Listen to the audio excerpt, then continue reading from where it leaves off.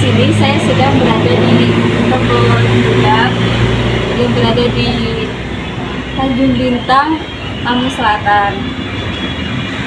Nah, di sini saya sedang bersama dengan wirausaha toko jilbab. Saya Agustina, saya pemilik toko jilbab di Lampung Selatan. Nah, di sini saya akan menggali lebih jelas lagi informasi tentang awal mula ibu ide jualan jilbab ini gimana ya Bu? Kan dulu gini, mau jualan baju, modalnya gitu. Berpikir apa sih jualan yang modalnya nggak sebesar jualan baju, nggak update baju gitu kan, dan dicari orang setiap waktu, orang lebih banyak membutuhkan daripada ke baju. Mau jualan makanan nggak punya basic, nggak punya skill mau jualan makanan apa gitu kan. Jadi akhirnya mikir-mikir, kita akhirnya jualannya lah jilbab, karena jilbab ini kan kadang orang beli jilbab itu kan belum tentu bajunya baru. Jadi mengupdate untuk pengen tampilan lebih baru tapi dengan fashion lama, biasanya update-nya ke jilbab gitu. Juga kan jilbabnya banyak pilihan warnanya gitu. Iya, pilihan warna, pilihan model. Dan model jilbab ini nih nggak kayak baju itu kan cepet banget ya, on modelnya ganti. Kalau jilbab kayaknya kalau segi 4 dari zaman dulu sampai sekarang masih ada segi 4 pasmina gitu aja. Jadi kita kayak perputaran barangnya itu nggak secepat perputaran baju. Terus ibu udah jualan jilbab ini dari tahun berapa? Berapa ya? 2018an ya kayaknya. Karena memang bisa dibilang ini bisnisnya itu tuh dari ibu saya juga ya, sudah jualan ini. Jadi anak-anaknya juga sudah melihat peluang bisnis jilbab yang digelutin ibu saya itu ternyata lumayan menghasilkan dan tidak sesulit jualan baju. Jadi ya dari 2018 saya sudah mulai merintis sampai dengan sekarang. Dari selain itu Bu, selain dari orang tua, ada nggak sih Bu dulu hobi mengoleksi jilbab? Awalnya itu karena ibu itu suka marah-marah. Awalnya itu karena kita itu setiap minggu kayaknya beli jilbab. Setiap minggu, apalagi lagi sekolah ya, kuliah itu yang diminta duit cuma buat beli jilbab. Akhirnya kata ibu, daripada kamu beli tempat orang lain, ibu jualan aja. Terus misalnya Bu, kan ibu udah jualan jilbab ini udah lama ya, dari 2018. Sekarang 2024. Nah, kalau kan jilbab itu nggak setiap hari ada nih Bu yang nyari gitu. Paling cuman peminatnya sedikit. Jadi kalau waktu sepi itu tips dari ibu biar rame lagi gimana? Pertama kan saingan itu pasti banyak. Pasti orang itu kalau melihat usaha udah rame, pasti banyak yang mau meniru. Itu pasti. Nah, kalau kita ini harus pinter-pinter ambil hatinya si konsumen. Jangan nyampe konsumen kita itu lari dari kita. Pertama, untuk harga, jangan nyampe harga kita juga kan lebih mahal ya daripada harga orang. Terus yang penting itu kenyamanan. Orang itu nyaman. Kalau orang itu merasa sudah nyaman itu, kadang ada toko lain yang baru, kalau mereka lebih nyaman, aku udah nyaman sama penjualnya gitu kan, lebih enak milih di sana, penjualnya lebih ramah, harganya lebih murah. Dan juga aku kalau ngeliat keadaan lagi sepi, aku suka ada sel dadakan, tahu-tahu ada sel gitu aja. Jadi kayak gitu, jadi orang-orang kadang-kadang tahu-tahu ada sel kejutan, ada gift gitu. Nah, orang lain bisa tahu kalau ibu lagi misal itu lewat apa ibu? Aku kadang-kadang di status WA, terus ada juga Facebook gitu. Kalau boleh tahu Facebooknya apa ibu? Facebooknya sih masih nama aku sendiri ya, masih Ria Agustina. Jangan lupa ya guys. Lupa ya guys. Mampir ke Tugu Jilbab. Kenapa namanya Tugu Jilbab? Kenapa Bu? Daerah saya ini namanya Tugu. Ini Jati Baru. Kalau orang sebut itu kan rumahnya di mana Mbak? Jati Baru Tugu. Jadi kalau orang nanya toko jilbabnya di mana mbak, di Tugu.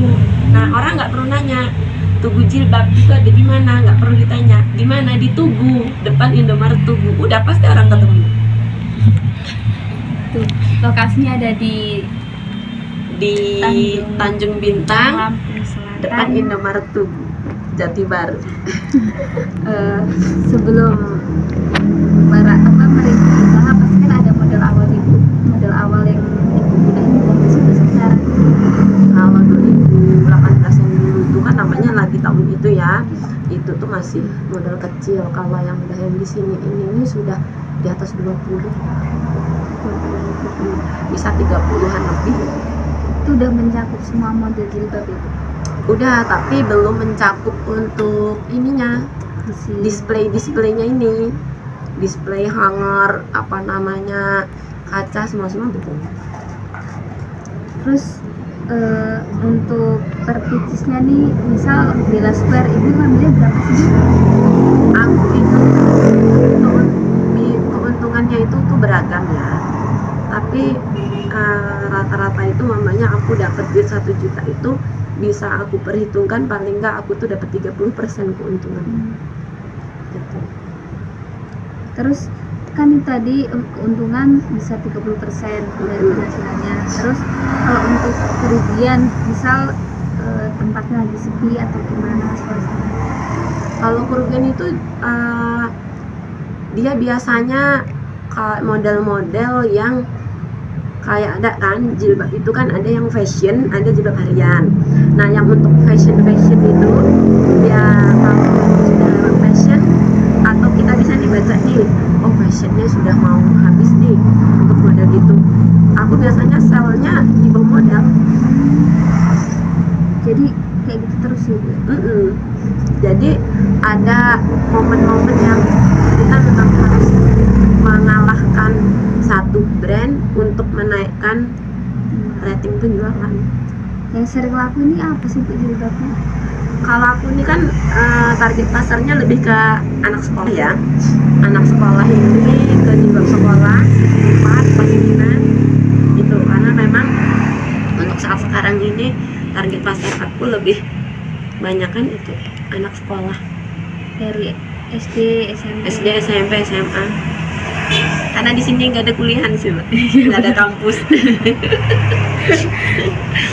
Terus untuk ibu nih kan sebagai reseller yang gede gitu ya Bu, punya usaha sendiri, ngambil barang-barang itu di mana Ibu? Aku tuh ngambilnya di Pasar Tengah, Bandar Lampung, Tanjung Karang, nggak jauh-jauh Mbak. Terus ongkos kesini kesana gimana Bu? Kalau lagi ngambilnya banyak, itu ya bawa kendaraan sendiri. Kadang diantarin sama tokonya, paling ongkirnya paling 100.000. Tapi itu biasanya kalau udah banyak, kalau udah pembelanjaan di atas 15 juta. Kalau pas lagi nggak bisa. Terus kendala apa sih Bu yang sering terjadi kalau usaha jilbab? Usaha jilbab gini nih kendalanya yaitu tadi, kadang ada model-model yang susah laku. Contohnya jilbab apa Ibu? Nih, ini nih waktu kemarin itu kan kadang videonya bagus ya. Iya. Nah tapi ternyata setelah real pics-nya datang nggak seantusias itu. Nih kayak gini nih, ini pasmina yang ada dalemannya. Nah ini bentuknya nggak proporsional gitu kan ya. Jadi ya kayak gini nih. Nah ini kan modelnya lumayan nih. Ya ini lagi mau momennya di sale. Kalau nggak di sale, kadang-kadang udah di sale juga barang-barang kayak gini belum tentu orang mau beli. Minatnya kurang gitu.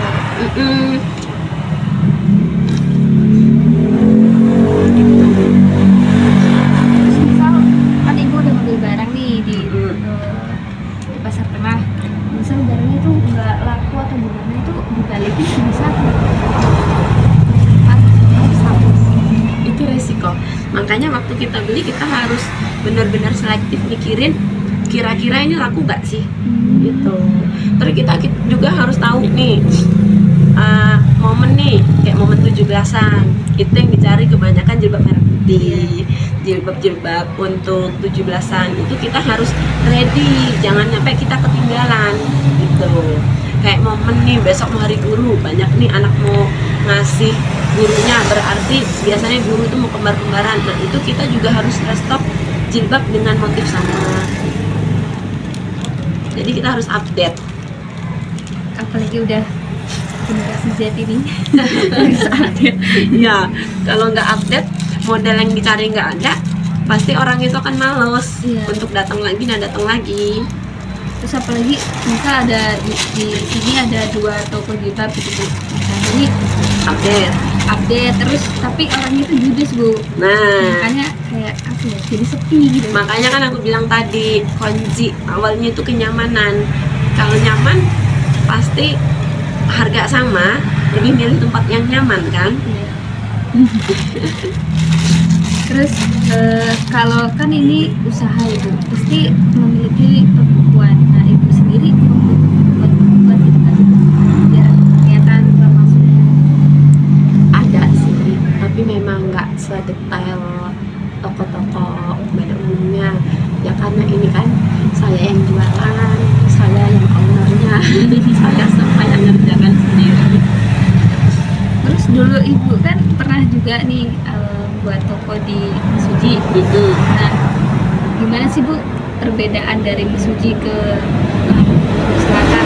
Masyarakatnya tuh antusiasnya sama atau beda? Kalau dibilangin Lampung Selatan ini kan lebih dekat Bandar Lampung ya.